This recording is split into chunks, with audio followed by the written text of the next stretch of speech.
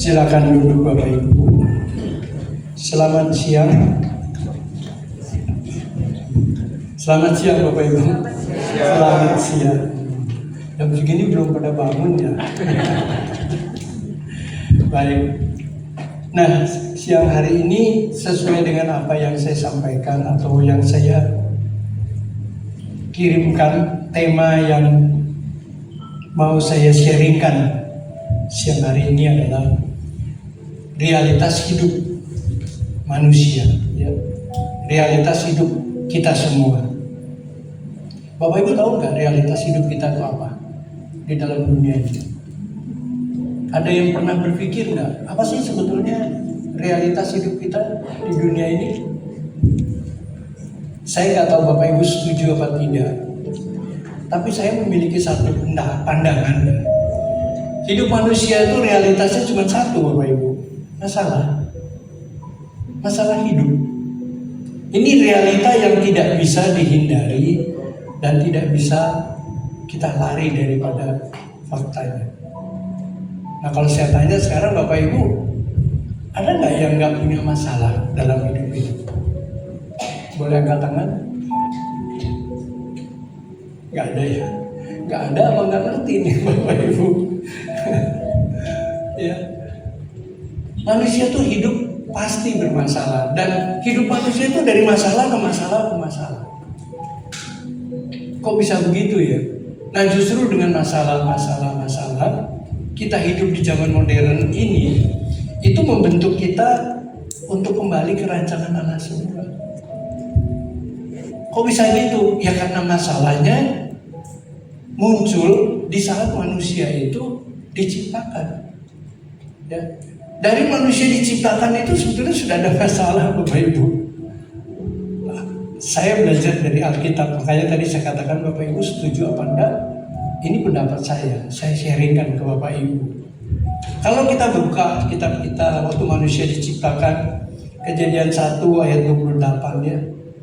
Kalau ayat 26-27 kan dikatakan, mari kita ciptakan manusia segambar dengan rupa kita, katanya Allah ya.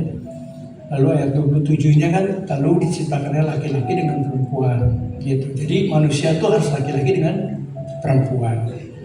Nah, tapi masalah timbul itu waktu ayat 28. Lalu Allah memberkati mereka. Mereka ini kan laki-laki dengan perempuan ya. Lalu Allah berfirman kepada mereka, beranak cuculah. Berarti sudah ada perintah Bapak Ibu. Beranak cuculah. Ya. Memang ini kaitannya dengan konseling pernikahan. Tapi saya nggak lari ke sana Bapak Ibu. Dan bertambah banyak. Ya. Jadi kalau tadi saya bilang berkaitan dengan pernikahan, berarti kalau bertambah banyak, manusia memiliki anak itu kudus dari Allah. Ya, kudus dari Allah. Jadi jangan bertambah banyak dengan orang yang tidak disatukan oleh Allah. Gitu maksudnya. Ya, tapi kembali lagi, ini urusannya bukan urusan konseling pernikah, tapi urusannya adalah masalah hidup. Nah, lalu perintah berikutnya apa? Penuhilah bumi dan taklukkan itu, berkuasalah atas ikan di laut dan burung-burung di udara dan segala binatang yang merayap di bumi. Jadi masalah timbul waktu manusia diciptakan karena ada perintah. Nah, kalau kita urut-urut ya, perintah itu dilanggar sampai akhirnya timbul masalah. Oke, katakan tidak melanggar, Adam tidak diganggu dan manusia pertama tidak jatuh dalam dosa. Tetap timbul masalah Bapak Ibu. Kenapa? Karena manusia harus melakukan kehendak Bapa. Di Kejadian 2 ayat 15, lalu Allah menempatkan manusia di Taman Eden. Ya. Di situ dikatakan apa? Untuk Allah mengambil manusia dan menempatkannya di dalam Taman Eden untuk mengusahakan dan memelihara taman itu. Perintah lagi Bapak Ibu. Ya. Menempatkan berarti Tuhan memberi kepercayaan buat setiap kita di tempat yang Tuhan waktu manusia pertama di Taman Eden. Tapi berikutnya kan untuk mengusahakan, berarti perlu aktivitas. Mari kita usahakan sesuatu, tapi kita diam aja. Bukan usaha namanya Bapak Ibu. Atau Bapak Ibu setuju apa enggak ya? Dan memelihara itu tanggung jawab. Jadi semua ini manusia diciptakan jadi memiliki tugas dan tanggung jawab. Jadi mau enggak mau, yang saya bayangkan manusia itu punya masalah waktu dia melakukan tugas. Kan ini belum ada dialog. Tidak ada masalah karena waktu itu manusia melakukannya, hubungannya dia baik dengan Allah. Jadi waktu dia melakukan tugas tanggung jawabnya itu tidak ada masalah karena kontaknya dengan Tuhan langsung. Kan di sini tidak disebutkan manusia jatuh dalam dosa ya. Dan memang manusia belum jatuh dalam dosa. Jadi kalau tahu bermasalah pun paling masalah bagaimana memahami Allah mau manusia itu ditempatkan, manusia itu mengusahakan, dan manusia itu memelihara. Sekarang masalahnya kita hidup setelah mereka jatuh dalam dosa, Bapak Ibu. Jadi persoalan. Kenapa? Karena menurut Roma 3 ayat 23, saat manusia jatuh dalam dosa, kemuliaan Allah hilang.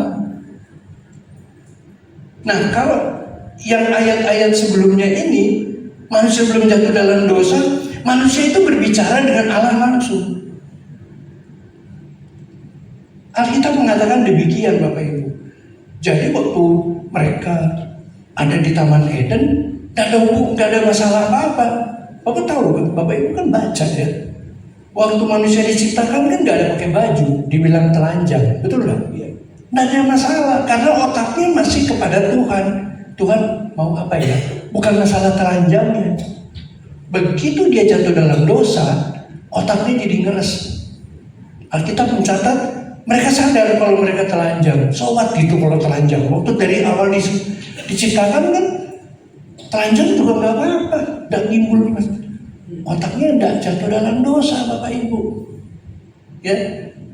Nah, ini yang saya mau sharingkan Bapak Ibu. Kita hidup di zaman Adam dan Hawa sudah jatuh dalam dosa. Dalam konteks sekarang kita dikembalikan ke rancangan Allah semula. Dan belum selesai. Jadi suka tidak suka, persoalan per persoalan kita ngalamin. Jadi Bapak Ibu, kalau Bapak Ibu punya masalah, ya masalah di sini bukan masalah yang di-create sama kita ya. Bapak Ibu kalau misalnya nipu orang lalu urusan sama polisi, ya salah sendiri lah. Itu bukan masalah yang mesti diminta jalan keluar dari Tuhan dong, betul nggak? Yang saya maksud masalah di sini, kita mencari Tuhan, kita hidup sesuai dengan apa yang sudah Allah mau, berusaha, tapi masih mengalami sesuatu yang tidak sesuai dengan apa yang kita harapkan. Ya, oh masalahnya saya sakit Pak. Ya betul Bapak sakit. Tapi apakah sakit gara-gara kebodohan kita atau karena sesuatu yang tidak tahu? Kan ada aja orang yang tiba-tiba jatuh, lalu dia sakit, cacat, ya. Kan dia sendiri tidak mau sakit. Tapi karena sakit stroke gara-gara makan sesukanya, tidak mau menjaga, ya jangan itu dong. Ya. Dan lucunya banyak orang yang datang dengan masalah itu, kesalahannya sendiri, datang sama Tuhan minta Tuhan benerin. Padahal gak tanggung jawab, ya kan? Makan suka-suka bertahun-tahun akhirnya stroke. Datang sama pendeta minta didoain 5 menit jadi sembuh. Kira-kira fair enggak? Ya. Dan saya mesti kasih tahu ya, kalau Tuhan menyembuhkan, pertanyakan Tuhan macam apa yang itu? Nggak adil dong, betul nggak? Dan Tuhan hebatnya dia kalau toh menyembuhkan dengan niat orang ini bertahap Bapak Ibu, bertahap. Dilihat apakah memang kesalahannya atau bukan, ya. Nah balik lagi Bapak Ibu. Jadi di sini kita bisa lihat masalah itu timbul sebetulnya karena manusia membangkang sama perintah Allah. Ya tapi kan dia ini sama iblis. Iya betul, diganggu sama iblis, betul ya? Kejadian 3 ya. Lalu iblis bilang sama Hawa, kamu gak boleh makan ini kan? Kamu boleh makan itu kan? Kenapa? Iya kamu gak boleh sebab kalau begitu kamu ini bukan kamu mati, tapi kamu sama Tuhan. Kan dibilangin begitu, betul nggak? Tapi ayat-ayat sebelumnya kan sudah dikasih tahu sama Tuhan, ini pohon buahnya boleh kamu makan, yang ini tidak boleh kamu makan. Begitu kamu makan, kamu mati. Tapi manusia jatuh, berarti memang dosa timbul dari keinginan manusia, kelemahan manusia, Bapak Ibu. Dengan kata lain, manusia sendiri yang buat masalah. Jangan amin Bapak Ibu, dengerin aja ya. Oh enggak lah Pak, saya nggak bikin masalah. Saya bilang, manusia itu bukan suka-suka punya keinginan sendiri, jadi mereka melakukan apa yang mereka kehendaki. Ya, Alkitab mencatat bahwa memang dosa itu jatuh karena memang kemuliaan Allah hilang karena manusia jatuh dalam dosa. Dosa inilah jadi penghalang antara hubungan kita dengan manusia, dengan Allah Bapa di surga. Coba kalau tidak jatuh, masalah itu pasti urusannya sama Tuhan, bukan urusan sama dunia. Sekarang persoalan Bapak Ibu dan saya urusannya sama Tuhan apa sama manusia? Coba, sama dunia ini. Lebih banyak urusannya sama dunia. Ya. Karena memang manusia yang bikin sendiri dosanya itu. Allah sendiri atau hubungan baik kita sama Tuhan itu terhalang gara-gara dosa yang dibuat oleh manusia. Yesaya 59 ayat 2, penghalang hubungan kita dengan Allah Bapa itu karena dosa. Ya. 59, Yesaya 59 ayat 2. Di situ jelas dikatakan demikian Bapak Ibu. Ya. Tetapi yang merupakan pemisah antara kamu dan Allahmu ialah segala kejahatanmu, dan yang membuat dia menyembunyikan diri terhadap kamu sehingga ia tidak mendengar ialah apa Bapak Ibu? Segala dosamu. Nah, jadi Bapak Ibu, mari kita coba menghayati persoalan hidup kita ini karena memang Tuhan atau karena kita. Dampaknya apa? Dampaknya Bapak Ibu, jangan minta Tuhan itu menyelesaikan masalah kita. Ya. Kok begitu Pak? Iya. Karena nanti kita belajar kenapa masalah itu jadi. Masalah itu gara-gara manusia sendiri. Ya. Masalah itu karena manusia sendiri. Nah, jadi kita datang itu memperbaiki apa yang hubungan kita yang putus sama Allah itu supaya kita jangan hidup di dalam dosa.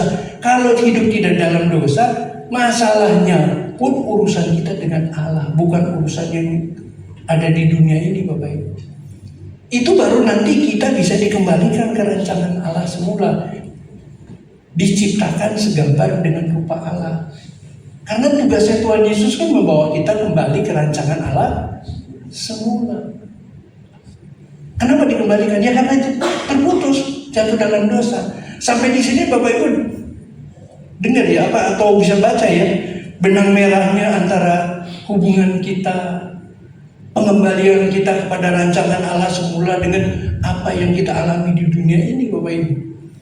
Ya, makanya kadang-kadang suka agak aneh kalau misalnya ada orang datang, bukan tidak boleh minta Tuhan, tapi datang sama Tuhan itu kalau memang masalah yang dihadapi, minta hikmat Tuhan, bukan menyelesaikan, Bapak Ibu. Ya, dulu waktu pertama saya ikut Pak Eras, ikut Rehobot ya, GBI Rehobot, waktu itu masih GBI Rehobot. Setiap Selasa itu ada suara kebenaran. Ya, saya mesti ingat kok, sampai terkaget-kaget. Pak Eras bilang atau diajarkan di mimbar, jangan datang sama Tuhan untuk menyelesaikan masalah. Loh, kok begitu? Orang datang sama Tuhan buat masalahnya selesai.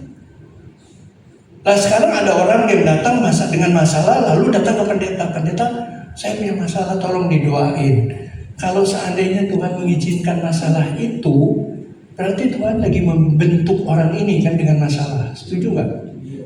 Lalu pendeta so tahu, datang sama Tuhan, dalam nama Tuhan Yesus masalahnya selesai. Kira-kira Tuhan gimana? Ini orang so tahu gitu ya. Saya lagi kasih masalah supaya dia bertumbuh. Lah kok datang-datang dalam nama Tuhan Yesus masalahnya selesai. Nah, balik lagi Bapak, karena kita selalu memiliki masalah, ya. Kita punya masalah. Tapi masalah karena kita punya dosa. Allah sendiri tidak pernah memberikan masalah kok sama kita kok.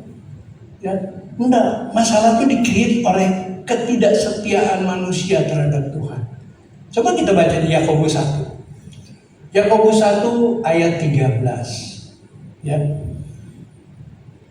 Yakobus 1 ayat 13, apabila seorang dicobai, janganlah ia berkata, pencobaan ini datang dari siapa Bapak Ibu? Dari Allah. Sebab Allah tidak dapat dicobai oleh yang jahat, dan ia sendiri tidak mencobai. Nah loh, kalau sudah begini, siapa dong yang bikin masalah? Allah tidak mencobai dan Allah juga tidak memberikan. Ayat 14 ya. Tetapi tiap-tiap orang yang dicobai oleh keinginannya sendiri, karena ia diseret dan dipikat olehnya. Lalu ayat 15-nya. Dan apabila keinginan itu tidak dibuahi, ia melahirkan dosa. Dan apabila dosa itu sudah matang, ia melahirkan maut. Ya, Pak Bu, mungkin Bapak Ibu pernah baca atau belum pernah baca ayat ini. Jadi jangan datang ke Tuhan karena masalah hidup kita. Masalah hidup tidak mungkin hilang. Percaya nggak sama saya Bapak Ibu? Sampai Bapak Ibu mau dikubur juga bikin masalah. Ini Bapak Ibu ngerti nggak? Masa sih Pak? Iya. Jenazahnya dibawa, minta jalan kan. Orang yang ngasih jalan udah gerutu, udah mati aja nyusahin orang katanya. Ya, waktu mau meninggal keluarga sibuk, kremasi dikubur, ya kan? Masalah lagi. Nanti ya saya nggak tahu sih kalau pemakaman di sini. Kalau di sana kan banyak. Sedio Buhil atau di Tegal Alur atau di Bintaro situ atau di mana, itu masalah juga Bapak Ibu. Ya, sampai mati pun bermasalah. Ya, jadi bukan kita, tapi kita menghayati hidup kita ini jangan sampai membuat kita mati di masalah kita. Jadi caranya gimana? Pandang masalah itu dari sudut pandang Tuhan, bukan dari sudut pandang kita. Sebab kalau kita sudut pandang kita yang kita pakai bermasalah, sampai kapanpun masalah itu ada ya. Masalah kerjaan, masalah bisnis, masalah keluarga. Ya. Sering sekali saya dengar masalah keluarga. Memang kebetulan tugas saya di sana tuh BPN Pak. Habis tahun setelah menikah tiba-tiba telepon, Om boleh ngomong nggak Om? Oh kenapa? Waduh, ya suami saya bla bla bla bla bla. Waktu pacaran kan nggak kepikir ya masalah, ya. Jadi masalah itu, tapi bagaimana kita memanage masalah itu? Ya, Tuhan tadi katakan Tuhan tidak mencobai dan tidak dicobai.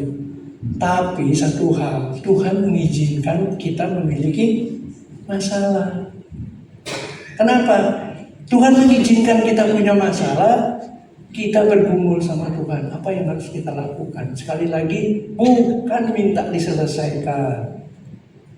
Kalau itu masalah kesehatan, bertanggung jawablah. Kalau itu masalah ekonomi, ya bertanggung jawablah. Kerja dengan baik, ya ngirit, jangan besar pasak dari tiang. Ya. Tapi kalau masalah hubungan kita dengan Tuhan, pertanyakan. Makanya di sini Bapak Ibu, kenali Tuhan setiap saat Bapak Ibu. Ya, kenali Tuhan setiap saat. Caranya gimana? Bapak Ibu punya waktu kan untuk datang sama Tuhan, untuk duduk di kaki Tuhan. Kalau toh kita merasa bahwa kita ini tidak melakukan tapi kok kita mendapat dampaknya, ya sudah tanya sama Tuhan, Tuhan mau pelajarin apa? Ya, Pelajaran apa yang Tuhan mau beri? Saya tidak melakukan hal ini, tapi kok orang menceritakan saya hal-hal yang gak jelas ya. Dan di pelayanan banyak Bapak Ibu. Ya, kalau di sekuler gampang. Ada orang fitnah, kita bisa tuntut melalui hukum. Emang kalau di pelayanan nggak bisa, cuma kan jadi mencoreng gereja, betul lah. Nah di situ kita bergumul, kita tanya sama Tuhan apa sih sebetulnya. Makanya kalau di GSKI itu diajarkan untuk diam. Kalau kita dirugikan ya sudahlah, diam aja. Nanti Tuhan yang menjadi hakimnya buat kita. Tapi yang terpenting satu hal, mau Tuhan jadi hakim kita, Bapak Ibu dan saya mesti dikenal dan mengenal Tuhan dengan benar. Bagaimana kita Tuhan menjadi hakim kita kalau kita sendiri tidak pernah menghampiri Tuhan, tidak pernah duduk diam di kaki Tuhan, menyediakan waktu untuk bertanya sama Tuhan. Tuhan, kenapa saya kok alami begini ya? Kan bukan saya yang salah. Ada orang yang begini Bapak Ibu, dia baik, lalu dia coba untuk survive. Zaman sekarang kan zaman sulit, dia bisnis. Dia pikir bisnis sama orang gereja itu aman. Belum tentu loh. Tahu-taunya dia bisnis, join, duitnya hilang. Ya, pernah dengar nggak? Ada pendeta yang join, ya si jemaatnya sih percaya saja. Pendeta, oh ini pendeta loh, pasti jujur lah ya. Ya pendeta, tapi kan ini orang juga ya. Nah hal-hal semacam ini kadang-kadang di luar dugaan Bapak Ibu. Ya, kalau kita di sekuler kan kita bisa masukin ke ranah hukum. Tapi kalau di dalam gereja kan lucu ya. Ya, saya perhatikan banyak orang yang mengalami hal itu, tapi tidak mau melapor. Kenapa? Akhirnya balik lagi ke gereja itu.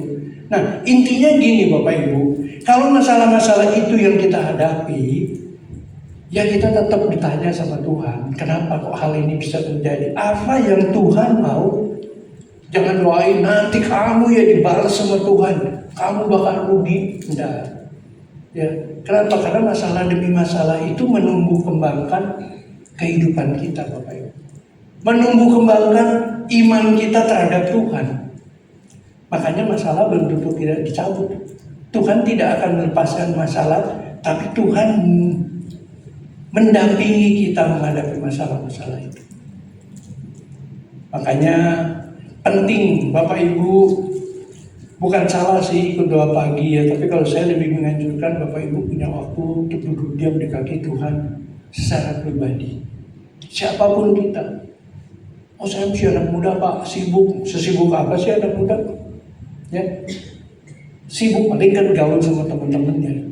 Ya, memang saya perhatiin kalau kita buat survei, orang yang sering datang sama Tuhan tuh usianya udah di atas. Kalau anak muda ya ada sih, tapi presentasinya pasti lebih sedikit dibanding orang tua datang sama Tuhan.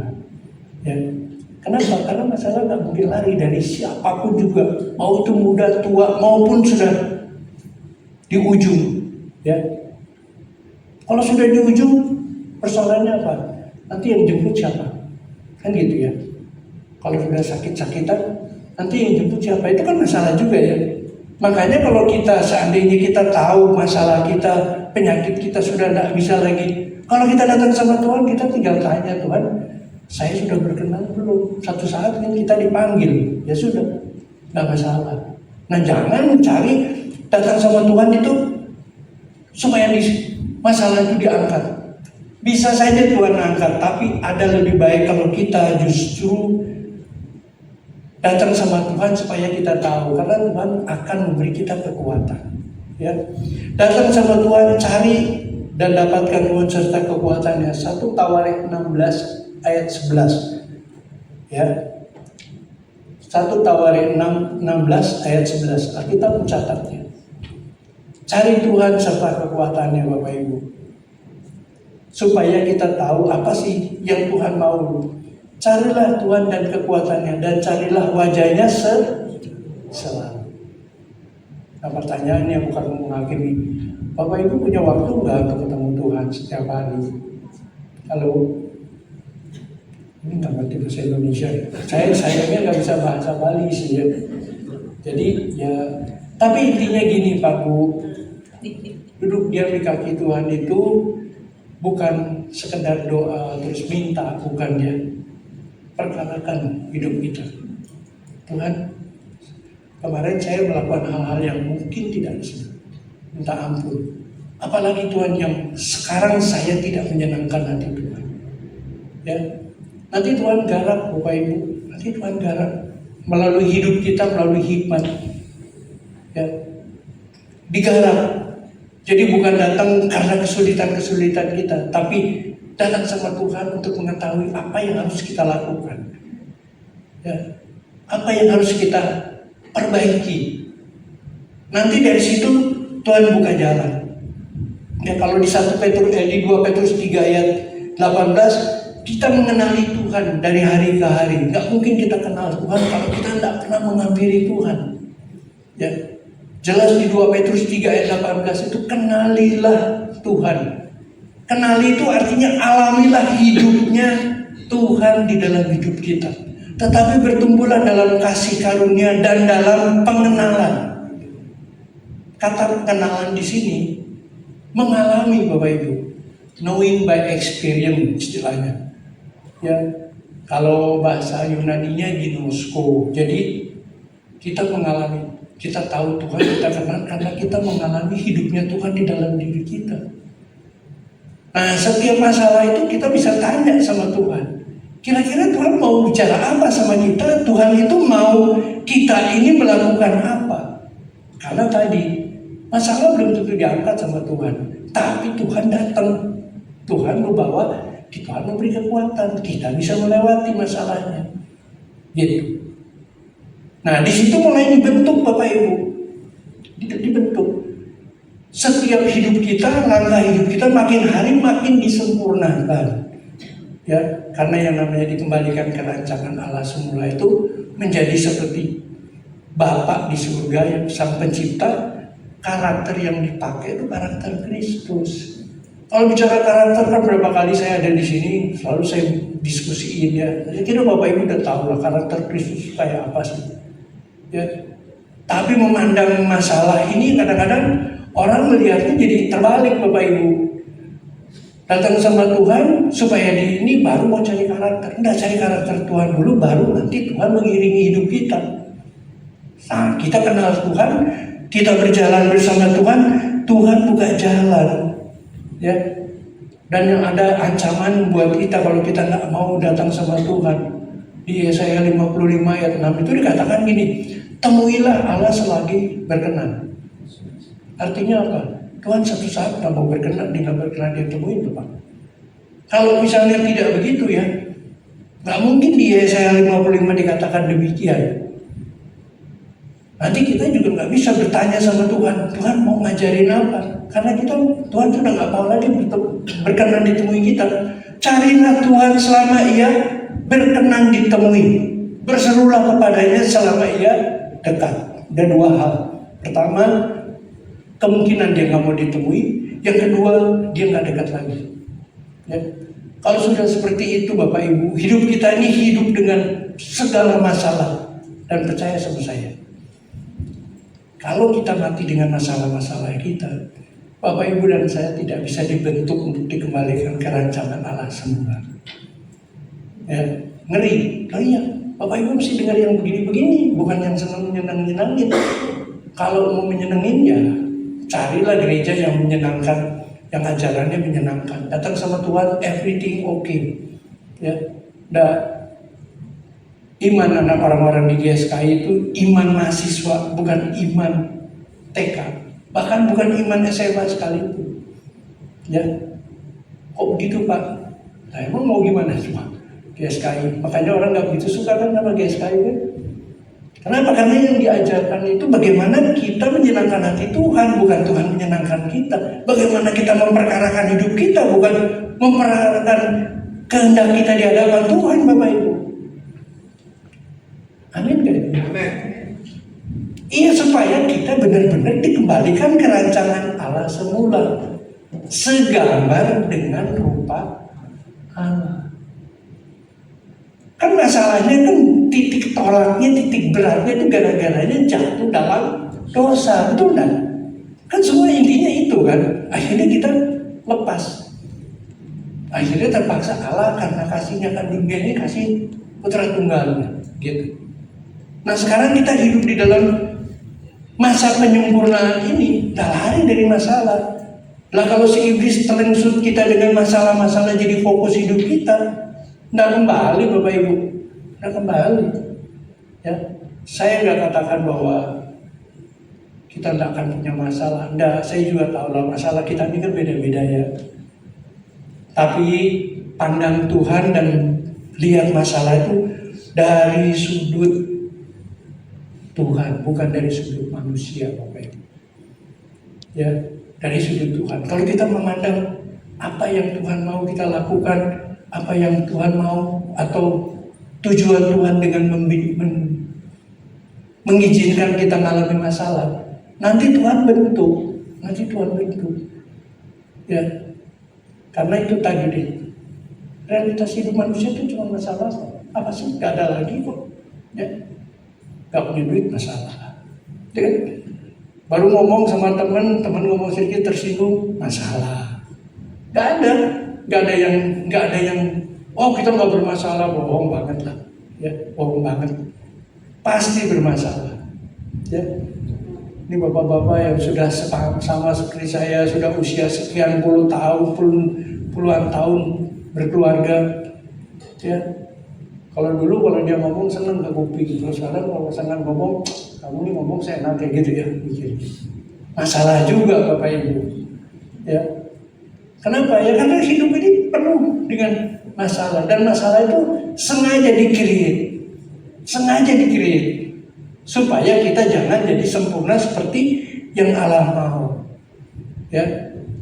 Dan yang terakhir Bapak Ibu bisa perhatikan, di setiap persoalan yang kita hadapi, bersyukurlah senantiasa. Nah kalau sampai di sini Bapak Ibu senang ya, waduh saya juga bersyukur, apa iya? Ditipu bersyukur, halo, sakit bersyukur. Belum tentu kan. Tapi Tuhan bilang bersyukurlah senantiasa. 1 Tesalonika 5 ayat 16 sampai 18. Ya.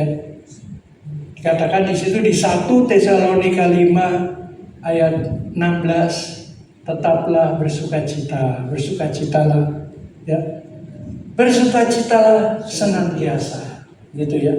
Lalu ayat 17-nya berdoalah, tetaplah berdoa, ya kan? Lalu ayat 18-nya mengucap syukurlah dalam segala hal, termasuk masalah yang Bapak Ibu hadapi. Betul tak? Ya, sebab itulah yang dikehendaki Allah dalam Kristus bagi kamu. Ya, Tuhan mau kita selalu bersyukur. Ya, dalam konteks masalah tadi. Ya, tapi bukan ekstrim. Ya. Sekarang saya mau tanya masalah, kalau misalnya kehilangan orang dikasih, masalah enggak? Ngerti nggak nih ya? Misalnya ada orang yang kita kasih dipanggil Tuhan, kira-kira masalah bukan? Masalah dong, ya kan? Kenapa Tuhan kalau dipanggil? Jangankan orang lah, nanti serem banget. Oh ini kayak binatang kesayangan aja Bapak Ibu, kalau misalnya dia mati, apa kalau nggak sedih kan ya? Kira-kira bersyukur nggak?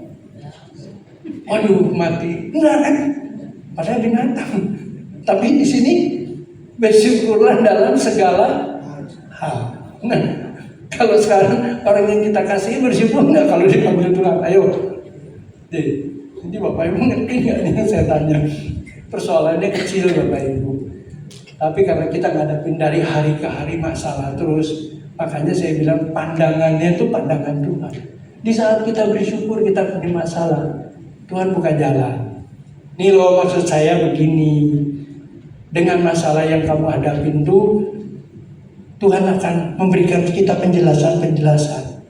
Ya, selalu bersyukur dalam segala hal. Ya, jadi nggak usah khawatir dengan masalah. Jadi nggak usah duduk diam di kaki Tuhan sampai menangis segala. Ya, siap nggak nih Bapak Ibu? Enak aja ngomong. Pak Pendeta gak ngalamin kan, saya bertahun-tahun ditipu gitu ya. So what gitu kalau bertahun-tahun ya. Berabad-abad emang kenapa? Gak apa-apa juga selama itu membentuk kita menjadi seperti yang Allah mau. Nah kalau dengar gini kan gak suka kan ya? Ya kan? Bersyukur karena dengan masalah. Nah apa-apa, sudut pandang masalahnya yang mesti dilihat. Kenapa di saat kita bersyukur Bapak Ibu, Allah memberi kekuatan buat kita. Lihat Tuhan Yesus, Lukas 22 ayat 42 deh. Tuhan Yesus diberi kekuatan dengan Tuhan Yesus bersyukur. Ya. Memang konteksnya di sini Tuhan Yesus mau kalau boleh tidak menanggung masalah, ya kan? Ya Bapakku, jika engkau mau, ambillah cawan ini daripadaku. Tetapi bukanlah kehendakku, melainkan kehendakmu lah yang jadi. Tuhan kan tadinya juga tak mau punya masalah, ya? Setuju nggak nih Bapak Ibu kalau Tuhan punya masalah? Sekarang pertanyaan saya, setelah ini Tuhan Yesus masalahnya hilang nggak? Enggak, mati juga kan? Setuju nggak? Ya kan? Tapi Tuhan bersyukur. Ya tapi terserah Tuhan lah, terserah Bapak lah. Yang terjadi terserah Bapak lah, gitu. Ya, ayat 43-nya dikatakan apa di situ? Di ayat 43-nya maka seorang malaikat dari langit menampakkan diri kepadanya dan memberi kekuatan. Jadi di saat kita bersyukur Allah memberi kita kekuatan. Amin. Ya tapi kuncinya satu yang di awal. Bapak Ibu dikenal gak sama Tuhan? Jangan sok kenal. Waduh sok kenal. Datang tiap pagi gak pernah. Oh iya ikut doa pagi sambil ngantuk-ngantuk. Karena ikutnya online. Ya. Coba kalau dulu semua onsite, gak akan rame Bapak Ibu. Terbukti kalau onsite di tempat kami di Kebon Jeruk gak sampai ribuan, ratusan juga gak penuh. Kalau ibadah rame, tapi kalau doa pagi onsite paling banyak 100 orang. Apalagi sekarang bukan Pak Eras, waduh capek deh. Ya. Datang sama Tuhan perkarakan hidup kita. Setiap hari duduk diam. Ya. 24 jam Bapak Ibu sibuk dengan bisnis, masa sih setengah jam gak bisa. Saya gak bisa doa apa. Baru 5 menit bingung mau ngomong apa. Iya karena yang diminta, yang disamperin, yang datang kepada Tuhan kerjanya minta. Coba kalau Bapak Ibu duduk diam, berterima kasih yang kemarin sudah kita lewati. Simpel-simpel aja Tuhan terima kasih pagi ini saya masih dikasih hidup. Saya minta ampun apa yang kemarin saya tidak sadar. Lalu Bapak Ibu perkarakan, tiba-tiba udah 1 jam. Udah 1 jam nih saya ngomong sama Tuhan. Memang Tuhan gak jawab. Tapi nanti dari situ perubahan hidup kita lain. Ya, lain. Apa gitu Pak? Makanya cobain. Jangan cuma dengerin, iya, tapi nanti gak pernah mau nemuin. Nah, Bapak Ibu coba hilangin dah. Satu saat perang alasan, diperangin malasnya kita. Ya. Oh saya sudah ikut bukan salah, bagus ikut doa pagi. Tapi perlu pengalaman pribadi sama Tuhan. Baru Tuhan bisa kasih kekuatan. Di saat kita tanya Tuhan kasih kekuatan, gimana? Makanya alami nanti Tuhan kasih pencerahan sama kita. Ini loh Pak masalah kalian, ini loh Bu masalahnya, jadi nanti kita bisa seperti ini. Ajaib ya. Dan ini pengalaman ya, pengalaman. Dan saya kira Bapak-bapak Ibu yang sudah duduk diam di kaki Tuhan gak berani ngomong aja, tapi pasti mengiyakan apa saya ngomongin. Kenapa? Karena mengalami. Sudah datang sama Tuhan, Tuhan kenal, kita dikenal. Masalah itu jadi nggak bermasalah. Ya kita tahu ada masalah, tapi ya oke lah, nggak apa-apa Tuhan kasih kekuatan buat kita kok. Ya, kalau di Pengkhotbah 3 ayat 11 itu dikatakan ada jalan keluar yang Tuhan berikan. Ya, Pengkhotbah 3 ayat 11 Tuhan kasih jalan keluar. Ia membuat segala sesuatunya indah pada waktunya. Ya. Bahkan Dia memberi kekekalan dalam hati mereka, tetapi manusia tidak dapat menyelami pekerjaan dilakukan Allah dari awal sampai akhir. Maksudnya begini Bapak Ibu, di saat kita punya masalah, Tuhan akan buka jalan buat kita. Menurut waktunya Tuhan. Ya. Indah pada waktunya itu waktunya Tuhan. Kadang-kadang kita punya masalah Tuhan. Saya juga gak sanggup Tuhan. Kalau boleh Tuhan, nah kok kalau boleh? Berarti kan udah minta. Tapi kalau kita berserah sama Tuhan, seperti tadi Tuhan Yesus, terserah Bapak, kehendakmu lah yang jadi. Malaikat memberi kekuatan. Jadi waktu kita bilang, nanti Tuhan buka jalan sesuai dengan waktunya Tuhan. Nanti secara tidak sadar, Tuhan itu buka jalan. Kok persoalan kita selesai ya?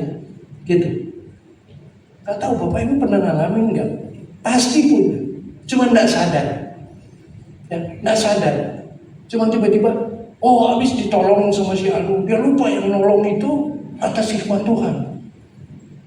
Caranya Tuhan, ya udah capek dah, gak selesai. Akhirnya kita lupa, tiba-tiba selesai. Karena waktunya yang kita minta bukan waktunya Tuhan, tapi Tuhan memberikan jalan keluar indah pada waktunya Tuhan. Ada amin gak ya? Jadi gak usah Bapak Ibu pusing-pusing, tenang aja. Perkarakan diri kita sama Tuhan, itu yang paling penting. Persoalan nanti kita bisa baca menurut hikmat Tuhan Bapak Ibu. Ya, ini luar biasa Bapak Ibu, luar biasa. Kita akan tegar. Tapi itu tadi syaratnya. Gak mungkin orang nolong, ya logis aja lah. Ada orang tiba-tiba datang, Pak boleh nggak minta tolong? Waduh, tanya Roh Kudus. Wah, kan soal rohani kan, tanya Roh Kudus. Kok ini orang? Tapi pada dasarnya, kalau orang nggak dikenal dia datang minta tolong, nggak ada yang menolong. Ya, apalagi di zaman sekarang. Hati-hati loh, nolong malah ditipu, kan gitu ya. Tapi kalau kita kenal, kita datang diam bersama di kaki Tuhan. Tuhan mengenal kita, kita mengenal Tuhan. Persoalan yang kita hadapi itu, Tuhan pasti kasih jawaban. Ya. Jadi, Bapak Ibu, persoalan nggak mungkin hilang. Sudut pandang kita dari sudut pandang Tuhan, bukan dari sudut pandang kita. Ya. Kalau di Ayub dikatakan, di saat kamu mengalami masalah, kamu akan timbul seperti emas. Ayub 23 ayat 10. Ya, emas itu sesuatu lambang yang luar biasa, kemurnian iman Bapak Ibu. Ya, makanya pernikahan sering dipakai lambang emas itu ya. Cincin emas melambangkan cinta kasih. Karena ia tahu jalan hidupku, seandainya ia memuji aku timbul seperti emas, berkualitas di hadapan Tuhan Bapak Ibu. Makanya jangan, aduh Tuhan ada masalah, tolong deh. Enggak, masalah kalau kita lihat dari sudut pandang Tuhan dan kita turut apa yang menjadi rencana Tuhan, iman kita tuh jadi kuat. Tuhan menolong pada waktunya, kita jadi kuat di hadapan Tuhan Bapak Ibu. Luar biasa. Dan enggak semua orang mengalami hal ini kecuali orang yang mengasihi Tuhan. Artinya mengasihi Tuhan, orang yang mencari kehidupan bersama Tuhan. Ya, makanya itu tadi, kenali Tuhan dengan benar. Ya. Ayub tadinya ribut, waduh, gak ada masalah. Lalu mau baca Ayub kan sebenarnya kan iseng ya Tuhan ya. Jalan-jalan iblis ya. Ngapain kamu keliling-keliling? Tuhan bisa iseng tuh, lihat nggak Ayub? Oh iya, dia pintar, dia setia karena kamu menjaga, kan gitu. Akhirnya Tuhan bilang coba ini, boleh, tapi jangan cabut nyawanya. Rusak Ayub. Sehari harta habis, anak keluarganya habis. Tapi akhirnya dia memandang Tuhan. Ya, di end hidupnya Ayub, Tuhan kembalikan semua. Ya jangan datang sama Tuhan biar kembalikan bahkan diberi kali ganda, bukan ya. Tuhan saya mau jadi Ayub, Tuhan ketawa aja lihat. Nah sekarang Bapak Ibu coba bayangin kalau hidupnya seperti Ayub, coba gimana coba? Pernah bayangin nggak? Baru ngumpulin, ditipu orang aja udah nangis, udah nggak mau ke gereja. Nah kalau Ayub kekayaannya berlimpah-limpah, hilang begitu aja, dia tetap setia. Sampai terakhir dia bilang, dulu aku tidak kenal, aku dengar dari orang. Sekarang aku melihat wajahmu.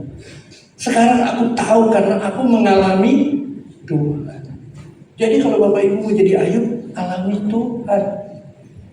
Ya, menghadapi masalah, walaupun berlimpah penderitaannya, tapi dia tetap setia sama Tuhan. Nah kalau kayak kita gini kan, baru ditipu sedikit aja, waduh udah nggak mau kental, ya, udah nggak mau, udah merajuk sama Tuhan. Bagaimana mau diberkati seperti Ayub, mau dikembalikan seperti Ayub? Kan nggak bisa Bapak Ibu. Saya bayangin kalau waktu sekarang ini, ya, tapi Tuhan juga mau sih. Saya dikasih kaya kayak Ayub, terus tiba-tiba hilang seperti ini. Aduh kayak drama banget ya. Tapi Ayub enggak tuh. Ya, di zaman itu Ayub tuh orang kaya, tapi bisa. Artinya mengalami Tuhan setiap saat, Bapak Ibu. Ya. Lalu di saat kita bersyukur sama Tuhan menghadapi persoalan, kita belajar, ya, belajar percaya dan bertumbuh di hidup di dalam Tuhan. Yakobus 1, Bapak Ibu.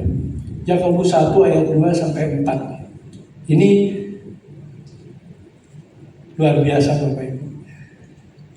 Yakobus 1, saudara-saudaraku, anggaplah sebagai suatu kebahagiaan apabila kamu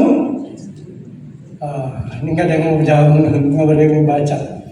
Saudara-saudaraku, anggaplah satu kebahagiaan apabila kamu jatuh ke dalam berbagai-bagai pencobaan. Itu bukan satu loh, ya kan? Sudah ditimpa berbagai-bagai pencobaan, tetapi suruh bahagia. Ajaran mana coba? Kalau kita bersyukur, kita bisa belajar seperti yang Tuhan mau.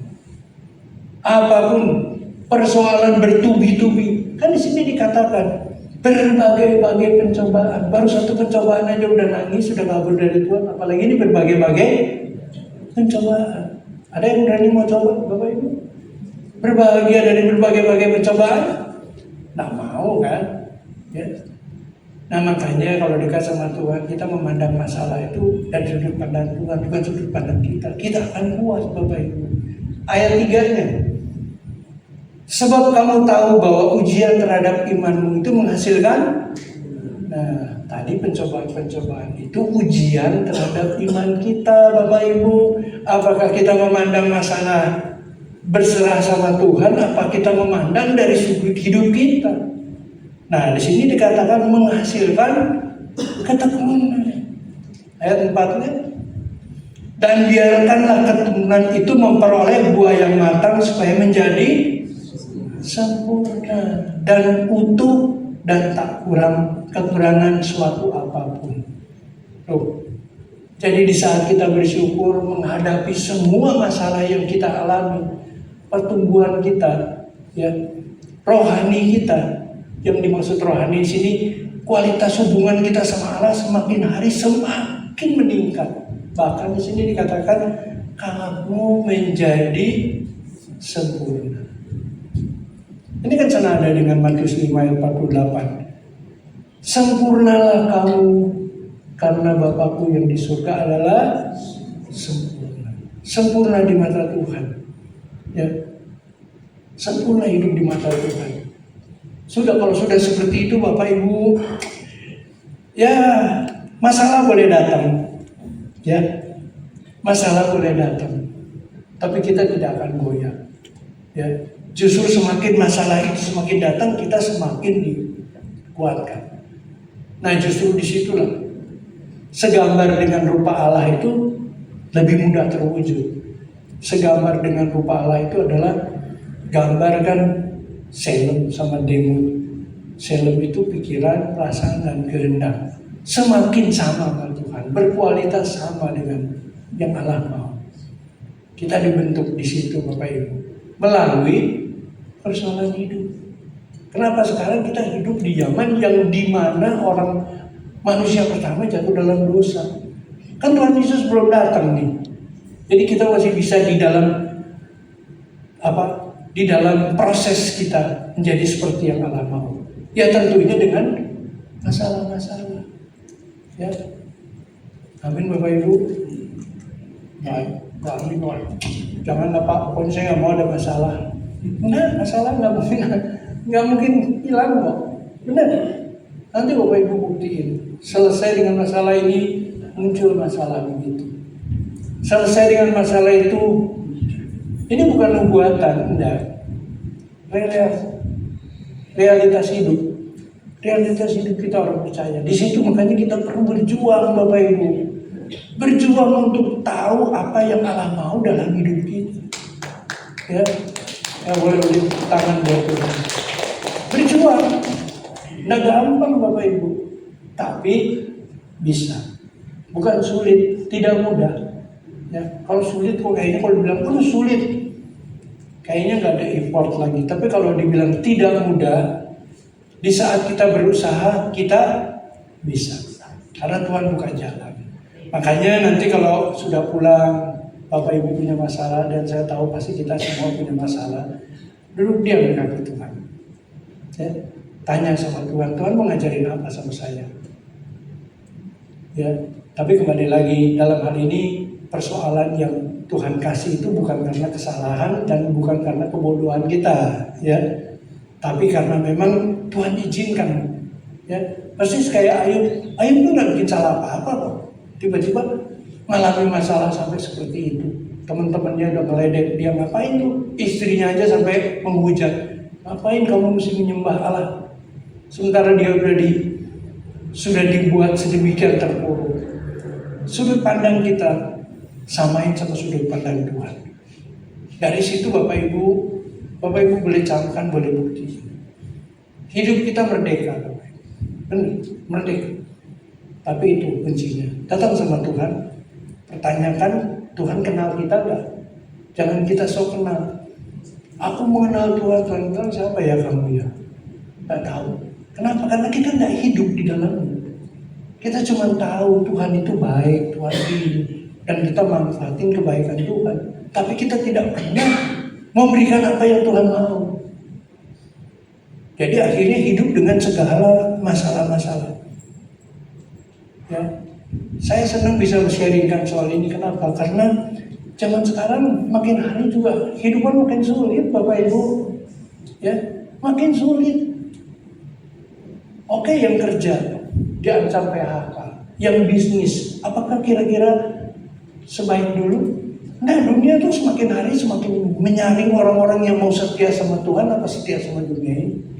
Ya, belum lagi di luar sana, ya, kadang-kadang was-was gitu.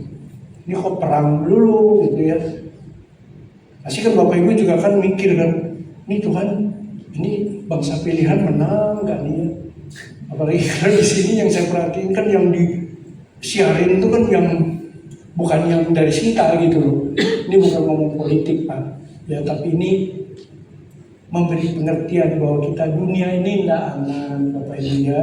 Dunia ini tidak menyenangkan lagi. Ya. Nah, kalau Bapak Ibu sudah selalu ada di tangan Tuhan, percaya deh, Tuhan itu pasti ikut di dalam hidup kita. Persoalan apapun kita bisa lewati. Asal Bapak Ibu dan saya jangan bikin persoalan kebodohan ya, jangan. Kita perkarakan hidup kita. Dan masalah-masalah yang lain tenang, ya. Dan kalau kita punya masalah, Alkitab yang janjiin, bukan beta yang janjiin. Persoalan tidak akan melebihi kekuatan kita sendiri. Betul nggak? Emang ada ayatnya? Ya, kalau Bapak Ibu mau baca ada ayatnya. Di 1 Korintus dikatakan bahwa kekuatan atau pencobaan tidak melebihi kekuatan diri kita, Bapak Ibu. Ya. 1 Korintus 10 ayat 13. 1 Korintus, pencobaan-pencobaan yang kamu alami ialah pencobaan-pencobaan biasa. Ya. Nggak ada apa-apanya. Gitu. Yang tidak melebihi kekuatan manusia. Bapak Ibu manusia belum? Manusia. Tidak melebihi kita gitu ya, kekuatan kita. Sebab Allah setia dan karena itu Ia tidak akan membiarkan kamu dicobai melampaui kekuatan. Pada waktu kamu dicobai, Ia akan memberikan kepadamu jalan keluar sehingga kamu dapat menanggungnya. Takut apa lagi? Ya. Tapi jangan minta jalan keluar menurut kehendak kita, Bapak Ibu. Amin, Bapak Ibu. Amin. Jadi sekarang pandang masalah dari sudut bukan dari sudut kita. Ya, aman Bapak Ibu, cobalah praktik.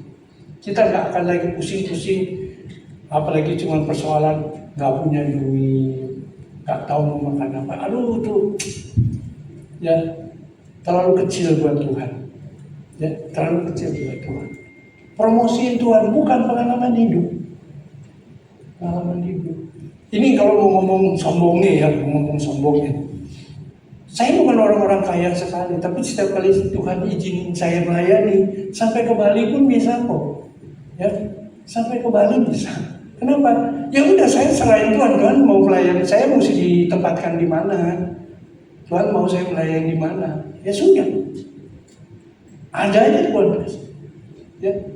Kenapa ya? Santai aja. Yang penting sekarang perkarakan apakah kita mengenal dan dikenal Tuhan. Itu yang penting. Persoalan lainnya nanti urusan Tuhan.